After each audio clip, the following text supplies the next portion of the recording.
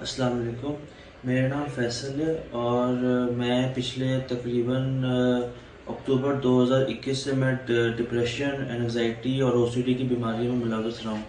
مجھے کافی زیادہ وسوسے آتے تھے کہ میں نے ہاتھ دھونا بار بار اور اپنے پرائیویٹ پارٹس کو بار بار دھونا میں بہت کرتا تھا میں۔ تو مجھے تقریباً پچھلے سال کی بات ہے، دسمبر 2022 کی بات ہے، مجھے پینک اٹیک آیا پہلا، اور میں اس کے بعد سے میں ڈاکٹر کو چکر ہی لگاتا رہا ہوں کہ مجھے پتہ چلے کہ یہ ہارٹ اٹیک ہے کہ پینک اٹیک ہے۔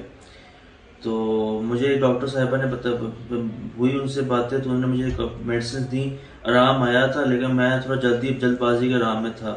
تو وہیں مجھے ڈاکٹر صاحب کی ویڈیو نظر آئی یوٹیوب کے اوپر، ٹرانسکرینیل میگنیٹک اسٹیمولیشن کے بارے میں۔ تو میں اس ویڈیو کو دیکھ کے میں کافی پہلے میں تھوڑا ڈر گیا تھا، کیونکہ میری سسٹر بھی ڈاکٹر ہے، تو اس کو